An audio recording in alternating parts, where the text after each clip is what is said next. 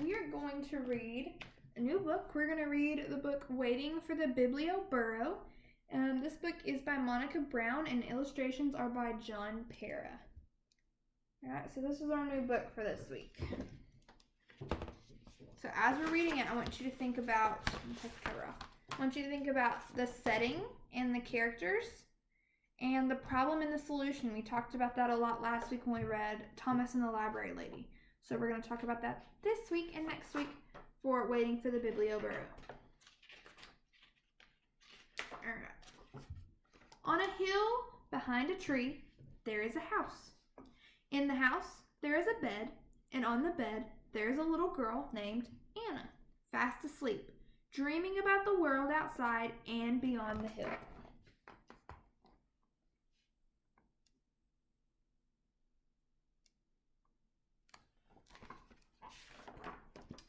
When Anna wakes up to the rooster's crow, Poppy is already at work on the farm and Mommy is busy in the garden. Anna bathes her little brother and feeds the goats and collects the eggs to sell at the market. After breakfast, Anna and her mother walk down the hill.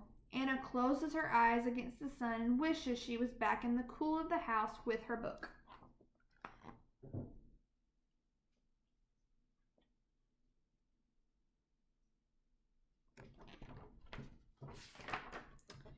Anna has read her book, her only book, so many times she knows it by heart.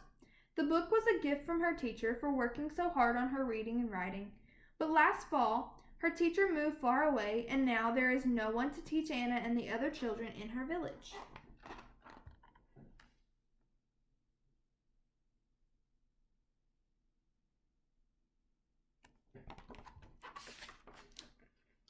So at night, on her bed in the house on the hill, Anna makes up her own stories and tells them to her little brother to help him fall asleep. She tells him stories about make-believe creatures that live in the forest and the mountains and the sea. She wishes for new stories to read, but her teacher with the books has gone.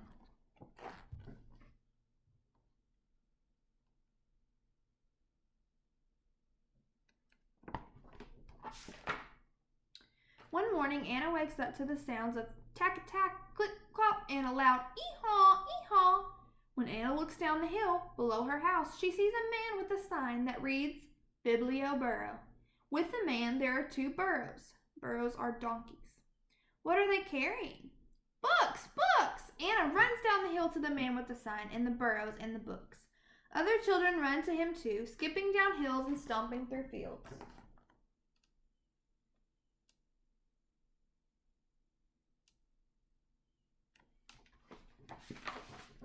Who are you? Who are they? The children ask. The man says, I'm a librarian, and these are my burros, Alpha and Beta. Welcome to the Biblioburro.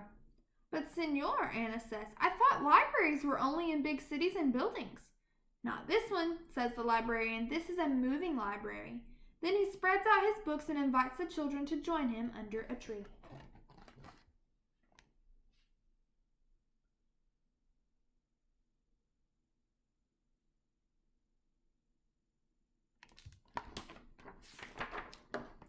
Once upon a time, the librarian begins, sharing the story of an elephant who swings from a spiderweb. He reads from books with beautiful pictures, then helps the little ones learn their ABCs. He sings A, B, C, D, E, F, G. Finally, he says, now it's your turn. Pick out books, and in a few weeks I will be back to collect them and bring you new ones. Me too? asks Anna. Especially you, says the librarian with a smile.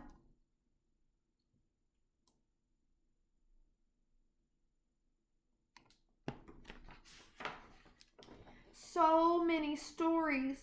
While Alpha and Beta chomp the sweet grass under the tree, Anna picks up book after book and finds pink dolphins and blue butterflies, castles and fairies, talking lions, and magic carpets.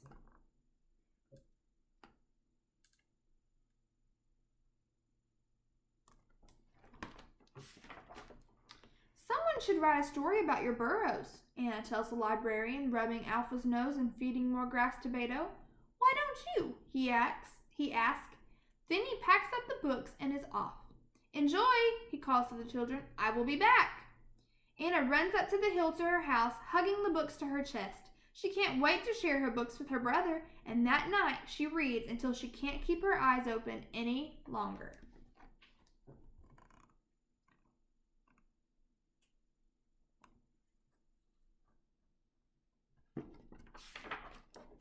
Each morning, Anna does her chores and reads and looks out her window. She listens for the sounds of Alpha and Beta, but weeks pass, and the librarian doesn't return. When will he come back? She asks her mother, who smiles and says, "Go read, Anna." When will he come back? She asks her mother, who smiles and says, "Go draw, Anna." When will he come back? She asks her mother, who smiles and says, "Go write, Anna." When will he come back? She asks her mother, who finally says, "Go to bed, Anna."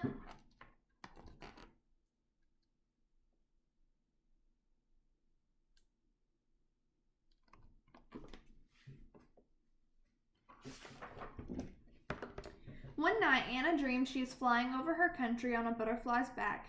In her dream, she crosses mountains and oceans and rivers and jungles, bringing stories everywhere she goes. Stories fly from her mouth and fingers like magic, falling into the hands of the children waiting below.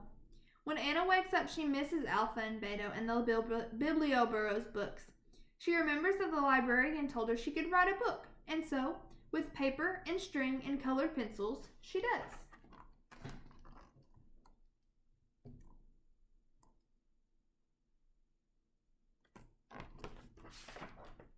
Finally, just when Anna thinks she'll never see the Biblioburro again, she wakes up to "Ee-haw, ee-haw" and children yelling. She runs down the hill with her library books and a special surprise of her very own. "I wrote this story for you," she says. "Thank you," the librarian says, and then he reads her story to the children under the tree.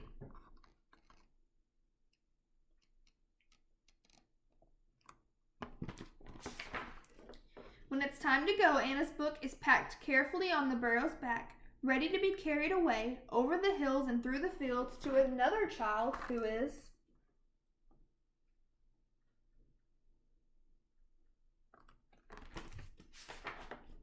asleep on a bed in a house on a hill behind a tree, dreaming of Alpha and Beta and all the new stories the Biblioburro will bring.